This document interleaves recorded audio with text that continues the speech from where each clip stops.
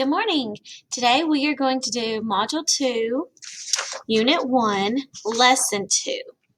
Okay, this is a map of the world. Do you see all the blue? This is called bodies of water. These are the continents. Today we are going to be learning about a person who lived next to a body of water. Okay, I'm going to read to you a very silly sounding poem called A Tongue Twister, and this poem may make us laugh. Okay, so I'm going to read it first, and then you will have a chance to read it. Okay, She Sells Seashells by Mary Anning. She sells seashells by the seashore. The shells she sells are seashells, I'm sure.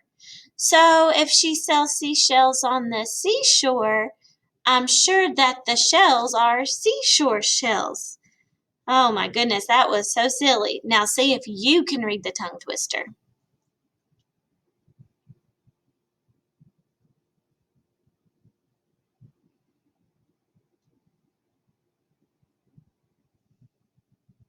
Okay, did you read it? That was so silly. Okay, this was written by a real person named Mary Anning, and this is about part of her life. We live here in the United States. Mary Anning lived right here in Europe, and she lived in the Lyme Regis region in southern England by the seashore. So today we are going to read a story called Stone Girl, Bone Girl, and we are going to answer questions from the story Stone Girl, Bone Girl using details from the illustrations and from the text. And our guided question is, what do paleontologists do? Okay, the story we're going to read called Stone Girl, Bone Girl is about Mary Anning, and she's the one who wrote the poem about the seashells that we just read. Okay, so Mary Anning was a real-life paleontologist, and the book may also help us learn about what paleontologists do. Okay, remember that word from yesterday, paleontologist? So let's go ahead and read Stone Girl, Bone Girl. Okay, so we are going to read Stone Girl, Bone Girl, and this is the story of Mary Anning of Lyme Regis. So let's look at the cover. What do you notice? I see some dinosaurs. I bet this is Mary Anning up here. Since this story is about her and I see a little girl on the cover, I bet that is Mary Anning. Okay, I also see some water. I see some, it looks like a sea monster. I see a boat and I see a little dog. So let's see what Stone Girl, Bone Girl is about. So I'll read. I'm going to try to show you the pictures while I read.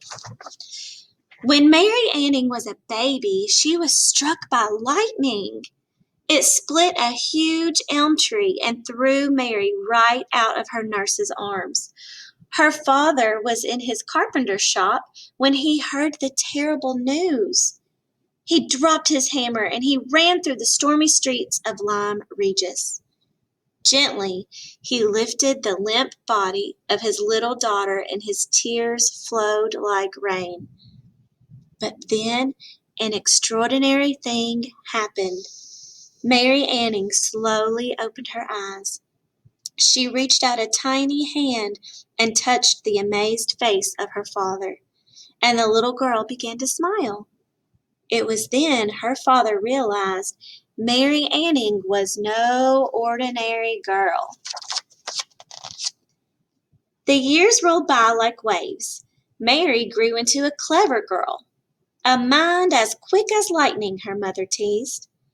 Mary had few friends except her father, whom she adored. Like everyone else in the town, she called him Pepper because of his speckled beard. One Saturday, Pepper closed his workshop early. He took Mary down to the cliffs by the crashing sea. She held tightly to his hand because she knew how dangerous it could be.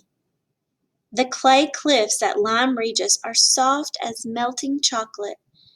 Mary had sometimes seen huge slabs of land slipping and tumbling to the beach below.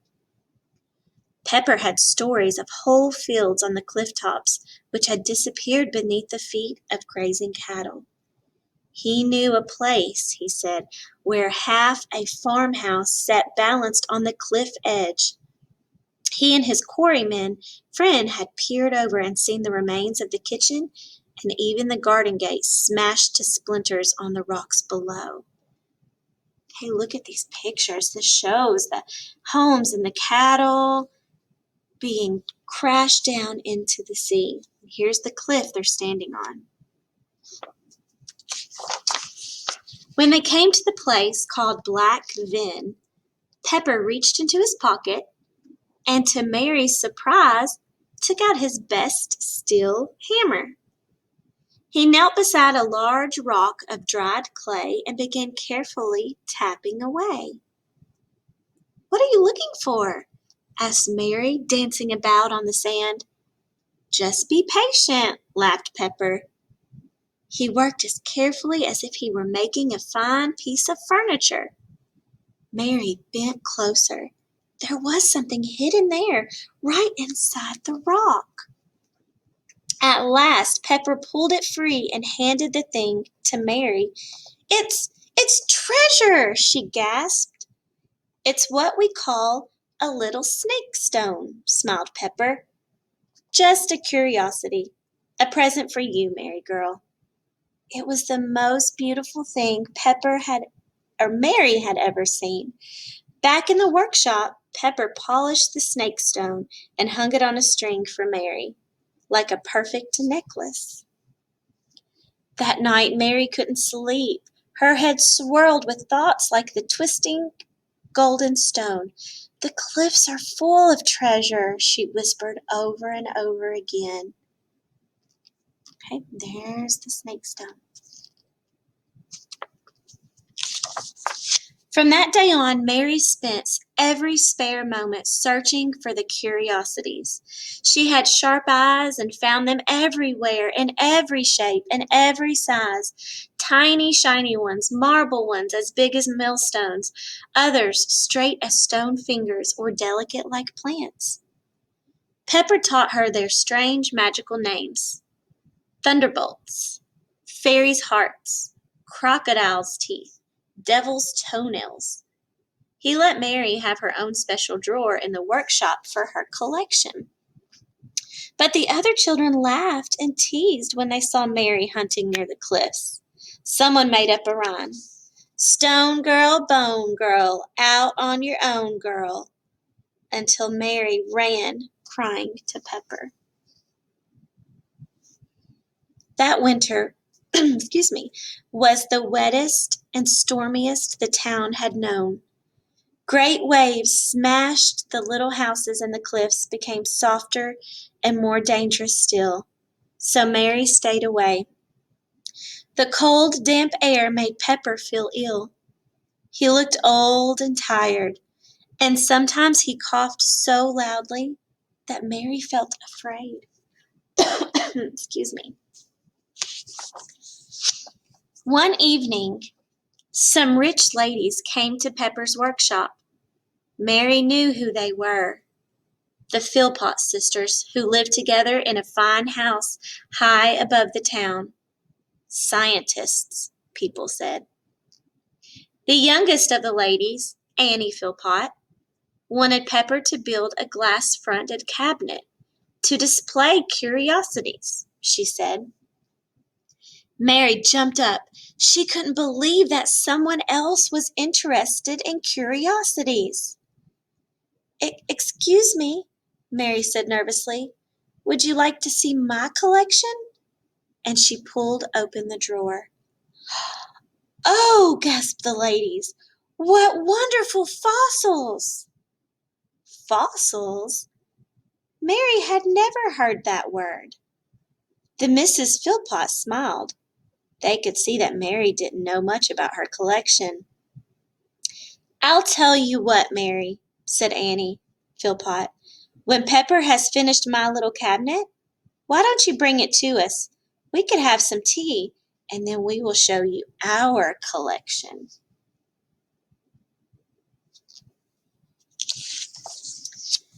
For 3 long weeks she waited for Pepper to finish the cabinet, but he seemed to be working more slowly than ever. Mary was very worried about him, but at last the elm cabinet was finished. The wood was from the very same tree that had been struck by lightning and had almost killed baby Mary. She thought it was the most handsome thing that Pepper had ever made.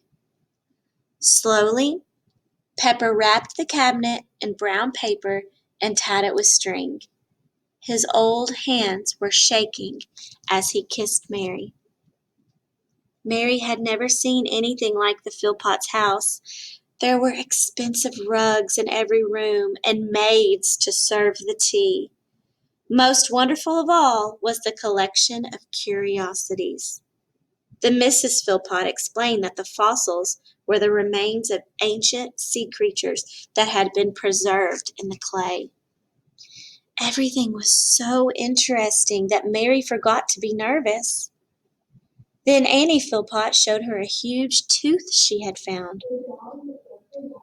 "From a great sea monster," she said. She told Mary she believed the rest of the creature was still out there, hidden in the cliffs. "If anyone could ever find that, Mary, that would be the greatest treasure of all." It was nearly dark when Mary ran down the hill, and as soon as she pushed open the workshop door, she knew that something was wrong.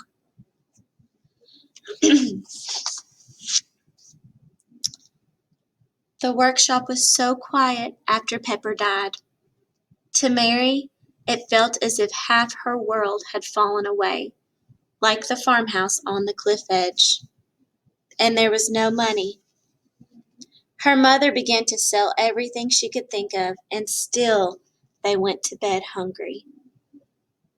One evening Mary wandered up to the churchyard. A heavy fog hung over everything. Ragged clouds dragged at a lemon-sliced moon. As she came to the stone that marked Pepper's grave, something moved in the darkness. For a moment Mary was afraid. But coming close, she realized it was nothing but a funny little dog. A little dog with a coat like speckled pepper. The dog bounded over and licked Mary's face. When she turned to walk home, the little dog came too. At last it ran into the workshop and curled under the table.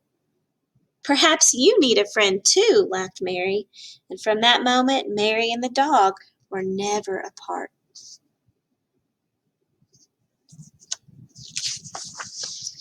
That summer the town was full of holiday makers. As Mary and her dog watched the rich ladies and gentlemen wandering the streets, she suddenly had an idea. Perhaps she could sell her curiosities. She dragged a table from the workshop onto the pavement and carefully arranged the fossils from her collection, all except the snake stone around her neck. That she would never part with. She wrote a small sign in her best handwriting, "Curiosities for sale." Then Mary Anning and the little dog sat down to wait. The first to pass were a group of children. They began laughing and pointing at poor Mary. "Stone girl, bone girl, out on your own, girl," they shouted. All day Mary waited. She was just about to pack away her table when a group of ladies and gentlemen came by. "How fascinating," said a lady. "What are they?" asked someone else. "This one would make a delightful brooch, or a garden ornament." And so Mary Anning sold her first fossils. And as the rich people strolled away, Mary felt the weight of coins in her pocket. "I knew I was right," she whispered to her dog. These aren't just ordinary stones. They really are treasures. If only I could find that sea monster. Okay, and here's the illustrations.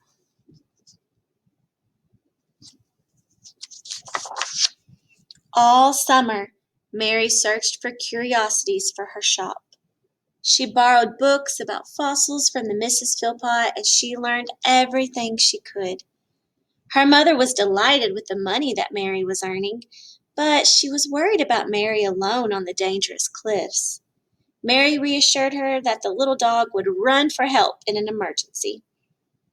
As she searched, Mary thought more and more about the giant sea monster and about the cliffs in prehistoric times. She imagined fantastic landscapes inhabited by extraordinary creatures.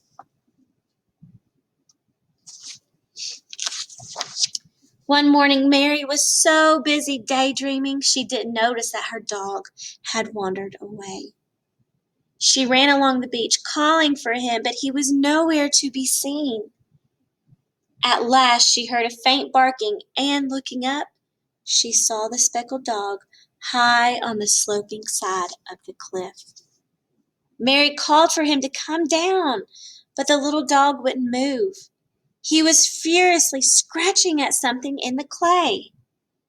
Mary had no choice. She began slowly to climb the rock face.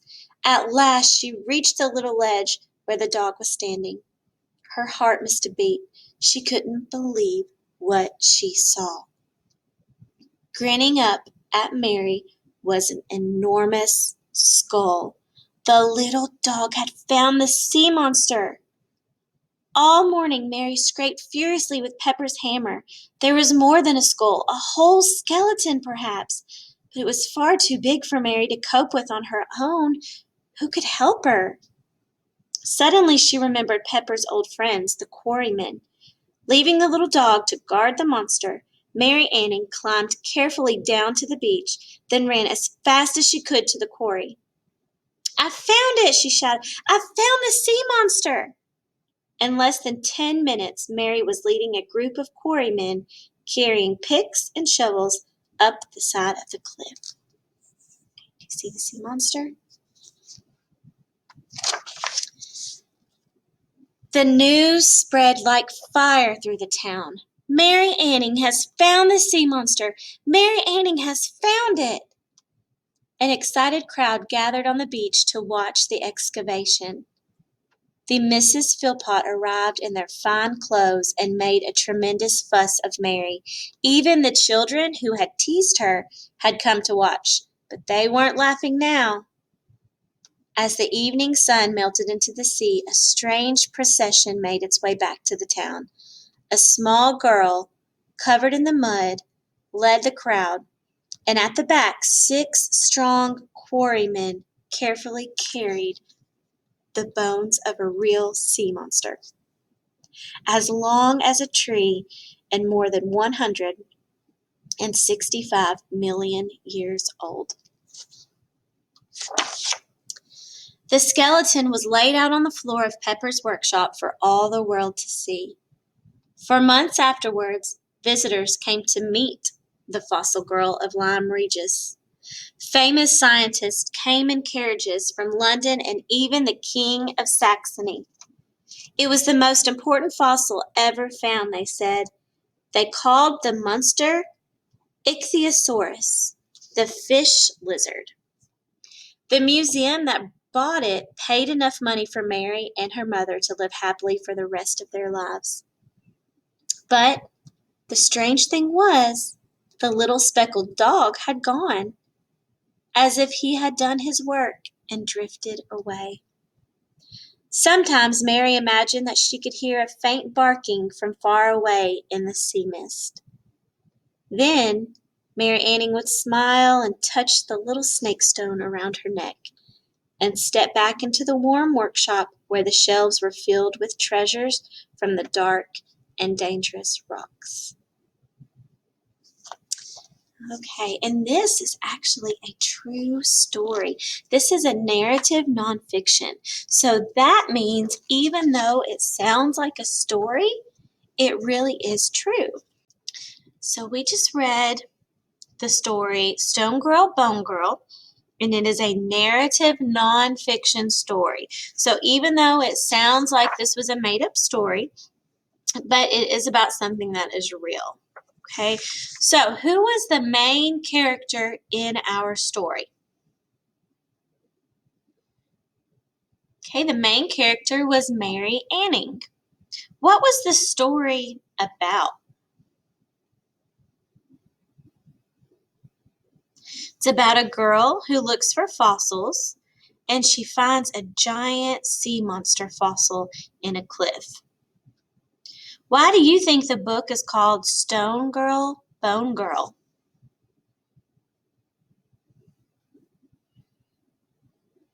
Okay, I think it's called Stone Girl, Bone Girl because she looks for fossils, which are bones in the stones. Okay, so she found the sea monster on a cliff. So let's think of some adjectives to describe the cliff.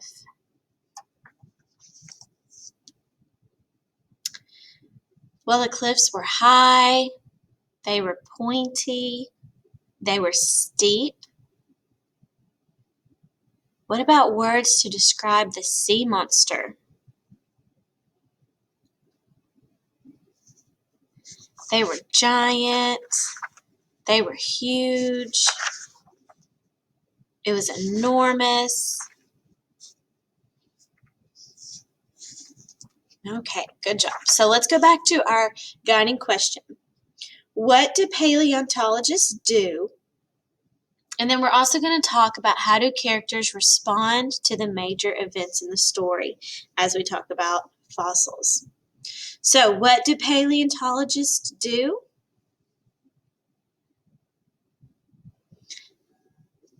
Okay, we know paleontologists look for fossils to discover things about our Earth's history. Okay, also, let's talk about this poem we read again, She Sells by Mary Anning. Let's make a connection. What does this poem have to do with Mary Anning? Now that we know the story behind this poem, let's read it one more time. And as I read it, you can read it with me. And we are going to clap out the rhythm. If you want to tap it with your foot or you can clap with your hands, let's tap the rhythm. Okay? She Sells Seashells by Mary Anning. She sells seashells by the seashore. The shells she sells are seashells, I'm sure. So if she sells seashells on the seashore, I'm sure that the shells are seashore shells. Oh, that was a tongue twister for me. Okay, and so what was the connection between this poem and Mary Anning? It's about her selling her fossils to visitors at the beach. Okay, we are going to keep working on our fossils and our paleontology study. But what you can do right now is I want you to answer some questions about the story that we just read.